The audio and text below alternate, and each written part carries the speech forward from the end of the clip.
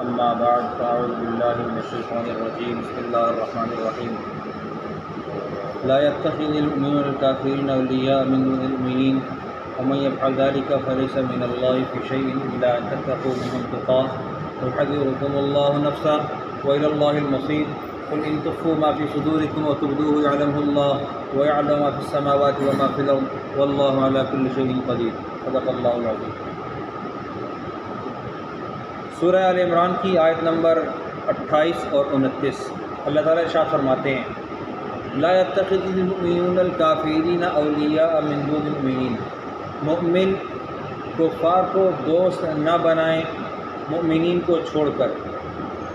ومن يفعل ذلك، جو یہ کارروائی ڈالے گا، جو ایسا کرے گا، فلیس من اللہ، وہ اللہ سے کسی عہد میں نہیں ہے، فی شیء، کسی معاملے میں نہیں ہے، الا ان تتقوا منهم تقاۃ، مگر کہ تم ڈرو اس اللہ سے ڈرنا، منهم تقاۃ، ڈرنا، الا ان تتقوا منهم تقاۃ، ان سے ڈرنا، ويحذركم اللہ نفس، اللہ تم کو اپنے آپ سے ڈراتا ہے، وإلی اللہ المصیر، اور اللہ کی طرف لوٹنا ہے۔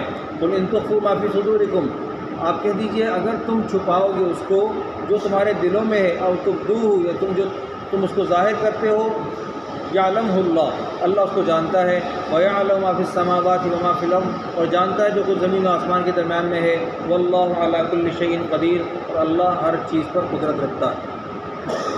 اللہ تعالیٰ نے ان آیات میں واضح الفاظ میں کسی بھی طرح کی دوستی جو کہ ایمان والوں کی ہو اور کفار کے ساتھ ایمان والوں نے کی ہو، اس کا رد فرمایا۔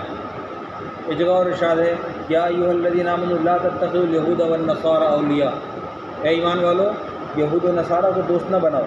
اور یہاں صاف طور پر کہا لا يتخذ المؤمنون الکافرین اولیاء من دون المؤمنین، ایمان والوں کو چھوڑ کر مومن کسی کافر کو دوست نہ بنائے۔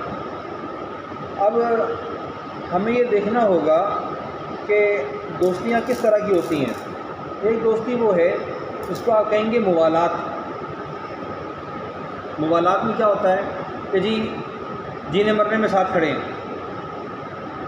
جینے مرنے میں ساتھ کھڑے ہیں۔ ایک ہوتی ہے مواسات کہ مالی ہمدردی بھی ساتھ میں ہے، ٹھیک ہے۔ تو جو مالی ہمدردی اس طور پر ہے کہ قرابت داری ہے، رشتہ داری ہے، دوستی ہے، ٹھیک ہے۔ ایک ہے مدارات۔ مدارات میں یہ ہے کہ میرا پڑوسی ہے، ساتھ میں رہتا ہے، آنا جانا اٹھنا بیٹھنا اس طریقے کا ہے کہ ہمارے گھر میں کچھ پک جائے تو وہاں چلا جائے، پڑوس کے حقوق ہیں، یہ ہو سکتا ہے۔ لیکن یہ کہ اس کے جینے مرنے میں اگر وہ قادیانی ہے تو اس کے کفر کے ساتھ اس کے قبرستان جانا، اس کے جنازے میں شریک ہونا، اس کی تعزیت کرنا، اس کے لیے دعا استغفار کرنا، اس کی اجازت شریعت نے نہیں دی۔ مسلمان کو اپنی حدت کے اندر رہنا ہے۔ ایک معاملہ ہے اپنی ذات کی حد تک کہ ٹھیک ہے تم ہمارے اسلام پر نہیں ہو، ہم تمہارے ایمان پر نہیں ہیں، قل یا ایھا الکافرون لا اعبد ما تعبدون، میں اس کی عبادت نہیں کروں گا جو کہ تم بات کرتے ہو، آپ نے موقع پر ہیں، ٹھیک ہے۔ لیکن جہاں اس کے ہاں کوئی موت ہو گئی تو ہم جا کر اس کے ساتھ برابر کے شریک ہو جائیں اس کی موت کے ساتھ، ایسا نہیں ہو سکتا۔ ہم اس کے لیے دکھ درد کا اظہار کریں اور دکھ کے اظہار کے ساتھ ساتھ ہم اس کی مغفرت کی دعا کرنے کے لیے پہنچ جائیں۔ تو قرآن پاک نے فرمایا وما كان استغفار ابراہیم لابیہ الا عن موعدۃ وعدها ایاہ، ابراہیم علیہ السلام نے جو اپنے والد کے لیے استغفار کی تھی تو وہ ایک وعدے کے نتیجے میں تھی، وعدہ نبھایا ہے، ٹھیک ہے، وعدہ نبھایا ہے۔ ان کو بھی استغفار کی اجازت نہیں تھی۔ ما كان للنبی والذین آمنوا ان یستغفروا للمشرکین ولو كانوا اولی قربی، قرابت دار ہی کیوں نہ ہو، کسی کو بھی اجازت نہیں ہے اس بات کی کہ وہ اپنے قرابت دار کے لیے جو کہ کفر پر ہے اس کی مغفرت کی دعا کرے، نہیں کر سکتا۔ لوگ ہمارے پاکستان میں ہلکان ہوئے ہیں ملکہ حضرت کے مرنے پر، بہت ہلکان ہوئے ہیں۔ باقاعدہ اسکولوں کے اندر ایک ایک دو دو منٹ کی خاموشی کرائی گئی ہے، تعزیتی خاموشی، یہ درست عمل نہیں تھا۔ ہم مسلمانوں کے بچے ایمان فروخت کرنے کے لیے اسکولوں میں نہیں بھیجتے۔ ہمیں گہرے رنج کا اظہار کرنا ہوگا۔ کیوں کرنا ہوگا؟ اس نے ساری زندگی ہم مسلمانوں کا مال نوچ کر، جانیں نوچ کر اپنا دھندا چلایا ہے۔ ہم مسلمان ہیں، ہم نے لا الہ الا اللہ پڑھا، اور اس لا الہ الا اللہ کے پڑھنے کی سزا ہم کو پورے بر صغیر کو توڑ کر دی گئی، اور یہ توڑا گیا، ہمیں 3 حصوں میں تقسیم کیا، بنگلہ دیش، پاکستان اور انڈیا، یہ تقسیم کیا۔ اس کے پیچھے کون لوگ تھے؟ امریکہ تھا، امریکہ نہیں تھا، انگلستان تھا۔ یہ لوگ تھے، یہ لوگ تھے جنہوں نے ہمارے علماء کرام کو کالا پانی کی جیل میں ڈالا، اور ہمارے مسلمان وہ ان کے درد میں دکھ میں برابر بھی شریک ہو رہے ہیں۔ یہاں سے پاکستان سے طیارہ کر کے وہاں جا رہے ہیں، جا کے ان سے تعزیت کر رہے ہیں۔ کوئی حق نہیں بنتا تعزیت کا اس بات کی۔ نبی علیہ الصلوۃ والسلام نے جا کر ابو جہل کی تعزیت نہیں کی ہے، رشتہ دار تھا، مکہ کا باسی تھا، نبی علیہ السلام کا پڑوسی تھا، آپ علیہ السلام نے بد دعا دی تھی، وہ مرا۔ ان شجرۃ الزقوم طعام الاثیم کالمہل یغلی فی البطون کغلی الحمیم، ابو جہل کے نازل ہوئی، ابو لہب کے لیے تبت یدا ابی لہب وتب ما اغنی عنہ مالہ وما کسب، سگا چچا تھا۔ قرآن کو تعزیت کرنی چاہیے تھی، سگا چچا تھا، قرآن نے تعزیت نہیں کی ہے، ہلاکت کی بات کی ہے۔ کفر ہے تو کفر ہے، ہم ایک حد تک جا سکتے ہیں، رشتہ دار نہیں ہے، پڑوسی ہے، پڑوس کے حقوق اپنی جگہ پر ہوں گے، ادا کیے جائیں گے۔ ایک ایسی ضرورت جہاں ہم مالی ہمدردی بھی کر سکتے ہیں، ایسی مالی ہمدردی جہاں ہمیں اس بات کا امکان ہو کہ خدا نخواستہ یہ ہمارے مذہب کے خلاف استعمال نہیں ہوگا، ٹھیک، اگر اچھی بات ہے استعمال نہیں ہوگا دے سکتے، لیکن اگر میرے مذہب کے خلاف، میری ذات کے خلاف، میرے مسلمان بھائی کے خلاف اس کا مال استعمال ہوگا، مجھے محتاط رہنا چاہیے، مجھے محتاط رہنا چاہیے۔ میں اس کے ساتھ کسی طرح کی بھی مواسات، موالات اور مدارات نہیں کر سکتا ہوں، نہیں کر سکتا، معاملات نہیں ہیں، منع کر دیا۔ ارشاد فرمایا وَمَن يَفْعَلْ ذَلِكَ مِنَ اللَّهِ فِي شَيْءٍ إِلَّا أَن تَتَّقُوا مِنْهُمْ تُقَاةً، ان سے بچ کے رہنا، إِلَّا أَن تَتَّقُوا، تقویٰ کا مطلب ہوتا ہے بچنا، منہم کے الفاظ منہو کے نہیں ہیں، منہو ہوتا نا تو ہم کہتے ہیں کہ جی یہ ضمیر اللہ تعالیٰ کی طرف لوٹ گئی، یہاں منہم، اللہ ایک ہے، بہت سارے نہیں ہیں، ہم کا مطلب ہوتا ہے جمع، الا ان تتقوا منہم تقاۃ، بچ کے رہنا ان سے، وَيُحَذِّرُكُمُ اللَّهُ نَفْسَهُ، اللہ تمہیں اپنے آپ سے ڈراتا ہے، وَإِلَى اللَّهِ الْمَصِيرُ، اور اللہ کی طرف لوٹنا ہے۔ اللہ تعالیٰ نے کہا قُلْ إِن تُخْفُوا مَا فِي صُدُورِكُمْ، تم ان کے ساتھ ایک قلبی محبت رکھتے ہو نا، اگر قلبی محبت ہے جو کہ موالات کے رشتے میں آتی ہے، قلبی محبت ہے، جائز تو نہیں ہے، تو اللہ تعالیٰ کہتے ہیں قُلْ إِن تُخْفُوا مَا فِي صُدُورِكُمْ، اگر تم وہ چھپاتے ہو جو تمہارے دلوں کے اندر ہے، اللہ کیا کہتے ہیں، او تبدوہ، یا تم اس کو ظاہر کرتے ہو، یعلمہ اللہ، اللہ اس کو جانتا ہے۔ تو قرآن پاک میں یہ آیات آئیں، للہ ما فی السماوات وما فی الارض وان تبدوا ما فی انفسکم وتخفوہ یحاسبکم بہ اللہ، جو کچھ تمہارے پاس ہے، ان تبدوا ما فی انفسکم، تمہارے اندر میں اس کو ظاہر کرتے ہو یا اس کو چھپاتے ہو، اللہ تم سے اس کے بارے میں محاسبہ کرے گا۔ صحابہ کے پیروں میں زمین نکل گئی، تو نمازوں میں بھی کھڑے ہوتے ہیں، خدشات بھی آتے ہیں، اللہ ہم سے پوچھے گا۔ وہ صحابہ تھے، انہوں نے یہ سوچا، ہم نے نہیں سوچا۔ ہمارا مسلمان نماز میں کھڑے ہو کر یہ سوچ لیتا ہے کہ باس کو کیا کہنا ہے، اگر نماز میں کھڑے ہو کر وہ جھوٹ سوچ رہا ہے، اس کا مطلب یہ ہے کہ وہ جھوٹ بولنے کی دعوت اپنی نماز کے اندر میں دینے کی کوشش کر رہا ہے، اور یہ اس کی بہت بڑی غلطی ہے، اس لیے کہ قرآن پاک میں ہے کہ ان الصلاۃ تنہی عن الفحشاء والمنکر، برے کام سے تو نماز روکتی ہے، اور یہ اس کو داعیہ ہی برے کام کا نماز کے اندر میں پیدا ہو رہا ہے، اس کا مطلب یہ ہوا کہ اس کی نماز میں جان نہیں ہے، اس کی نماز میں جان نہیں ہے۔ نماز میں جان کا مطلب یہ ہے کہ مسلمان کی نماز اس کو اس کی برائی سے روک دے۔ نماز میں جان کا مطلب یہ ہے کہ وہ نماز سے جب فارغ ہو اپنے گناہ معاف کروا کر اٹھاؤ، اس کا وجود ہلکا ہو، اس کے وجود پر کسی قسم کی کوئی گرانی نہ ہو۔ یہ کیسا مسلمان ہے کہ نماز پڑھنے کے لیے آتا ہے اور وہ سبحان ربی العظیم ضرب 3 کر کے فوراً رکوع سے اٹھ جاتا ہے، اسی طرح سجدے میں جاتا ہے، اس کو پیشانی لگائے ہوئے دیر نہیں ہوتی اور ناک کے پہنچنے سے پہلے وہ دوبارہ اٹھ جاتا ہے، کہ کون سا سجدہ کرتا ہے، کہ کس کو سجدہ کرتا ہے، اس سے پوچھو۔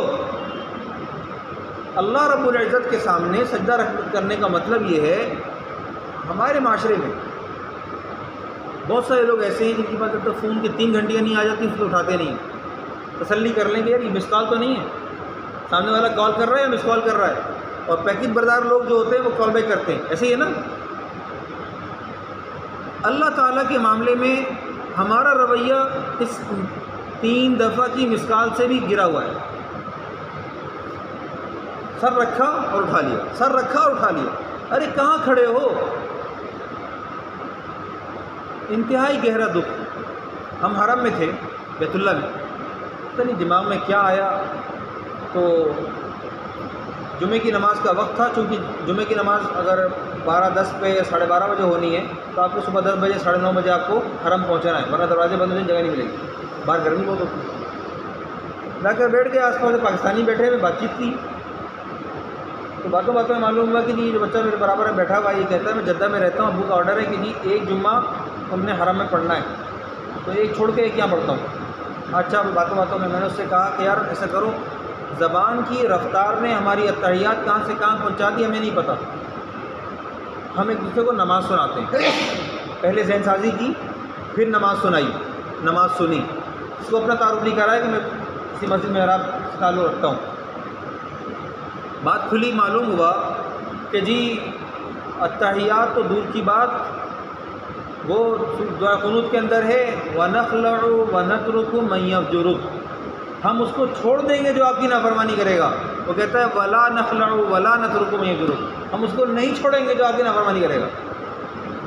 زبان تو اپنی رفتار میں چل رہی ہے نا، کبھی کسی کو سنایا ہی نہیں، کبھی سنایا ہی نہیں، کبھی سنا ہی نہیں. سورہ کافرون غلط ہے، سورہ اخلاص غلط ہے، یہ کیا دیا؟ سمجھایا، بتایا، پڑھایا، یاد کرایا.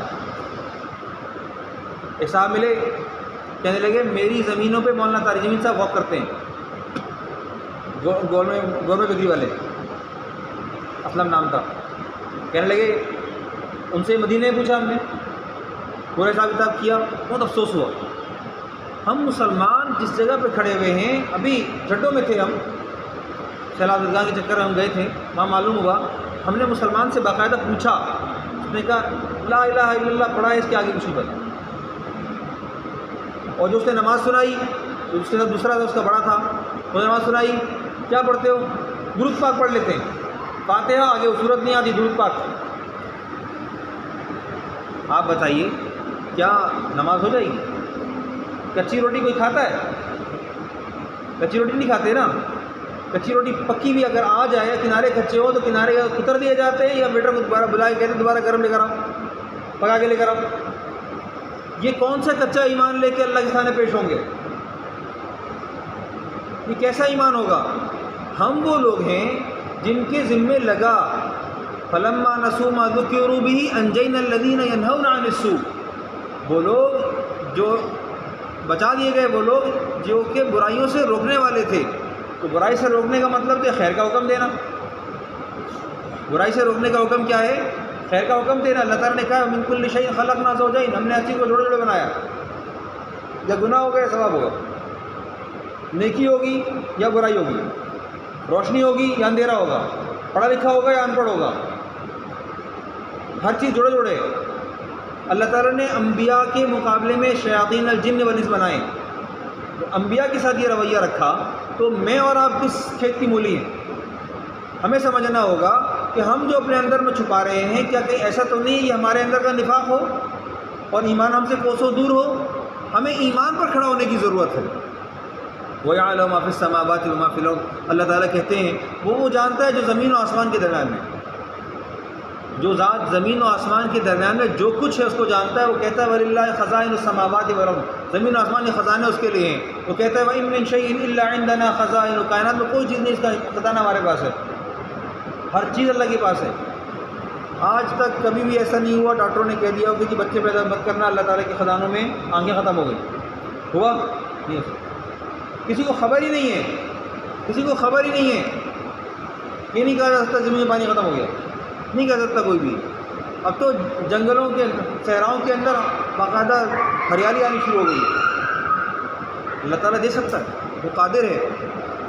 اللہ تعالیٰ نے کہا وَيَعْلَمُ مَا فِي السَّمَاوَاتِ وَمَا فِي الْأَرْضِ، وہ جانتا ہے جو کچھ زمین میں جو آسمانوں میں ہے. وَاللَّهُ عَلَىٰ كُلِّ شَيْءٍ قدیر، اور اللہ رب العزت ہر بات پر قدرت رکھنے والا ہے. آخر دعوانا